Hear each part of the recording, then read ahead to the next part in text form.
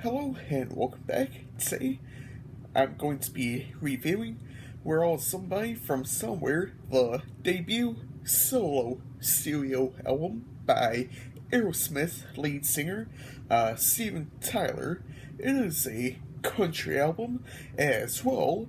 There are some incorporations of rock throughout. Hence is more of a country rock album. I have listened to this album many times since its release.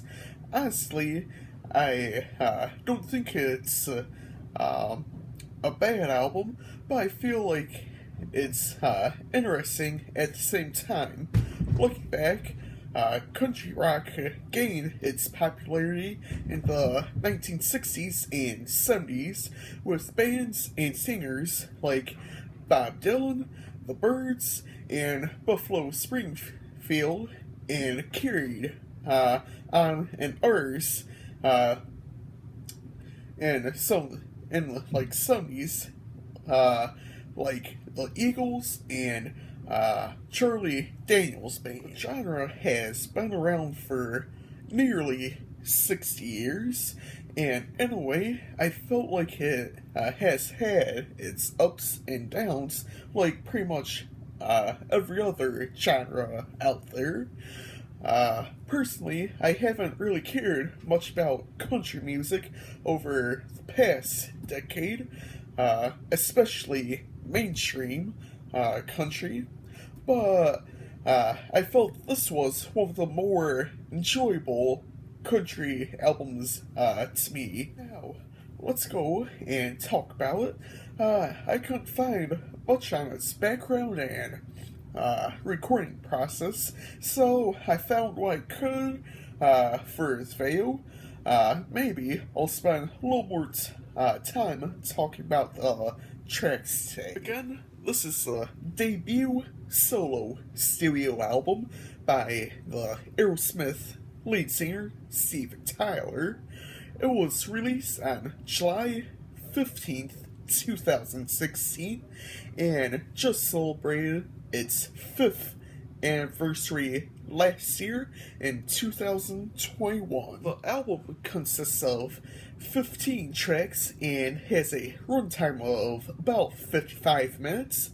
It only contains one credited feature, being the Loving Mary Band.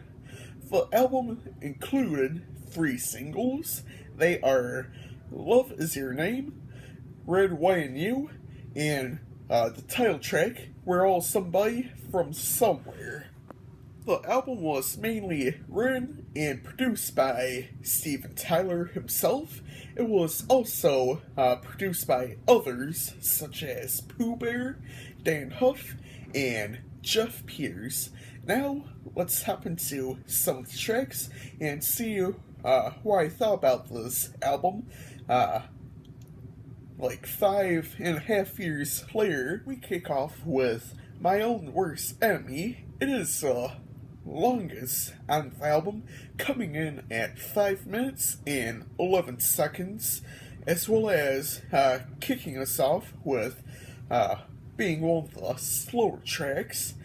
I didn't think it was bad, but at the same time, I didn't think it was one of the best tracks on the album. I feel one of the best parts was the instrumental with its guitars and drums. Now, the title track, We're All Somebody from Somewhere.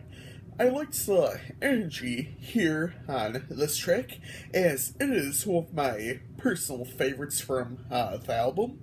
Basically, we're just people from all over the place, no matter who we are, where we are, what color we are, what we look like, that sort of thing. I definitely enjoyed the more rock type sound on the title track. I felt it went well with his vocals. I feel It Ain't Easy is one of the better slow tracks. I loved his vocals throughout the track. In a way, I feel like he's trying to get out that it's not easy finding whoever it may be, and especially if it is a person. It isn't easy trying to find someone, even if you've had a rough past. I Make My Own Sunshine is one of the three tracks that isn't written by Steven Tyler himself. Even without him writing this track, I felt it was a decent song, both lyrically and instrumentally.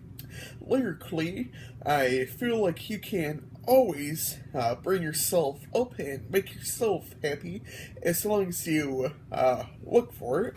You have to be there for you. Don't wait for someone or anyone else, as they may ruin it for you.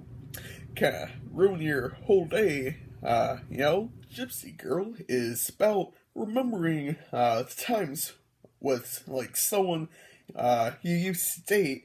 That's kind of the feel I got on Gypsy Girl.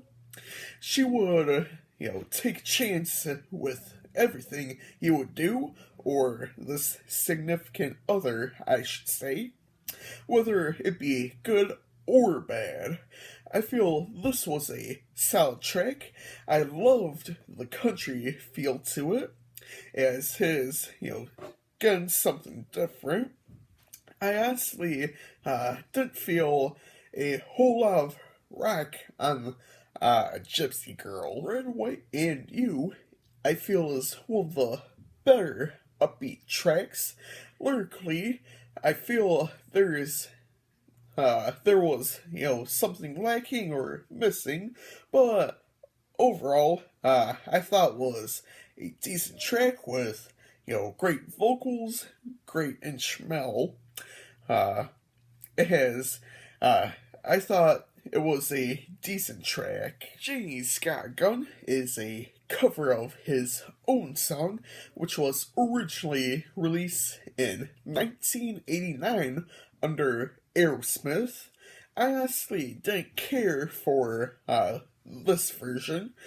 I'm glad he did do a spin on a classic song of his, or, a classic song in general, but I feel it didn't live up to the original song. I feel one of the biggest reasons why it doesn't live up to the original is because this version is slower tempoed compared to original. I'd have to say that I somewhat enjoyed his vocals on this new version, though. I will now close this out with Piece of My Heart, which features the Loving Mary Band. I didn't really care for this track as it closes out the album for us. I feel like it maybe because of how their vocals line up. It has somewhat of a decent beat, but other than that, there's really nothing much I can say about this track. Some of my favorite tracks include Gypsy Girl, We're All Somebody from Somewhere, and Red, White, and You. Today, I will be giving this album a 3 out of 5.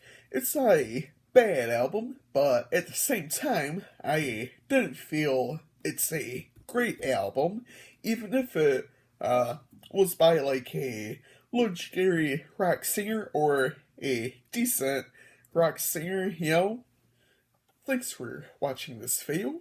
Feel free to leave your thoughts in the comments down below. If you guys haven't seen or heard, I'm working on getting together a list of albums I want to try and hit on this year. I'll also be throwing in some newer albums as well, whether they be new releases coming out this year, which I do have a few in mind, or something released last year or even in 2020. If there's an album you want me to hit on, feel free to leave that album or those albums down below in the comment section as well. Next week, I will be reviewing Talk Dirty by Jason Derulo.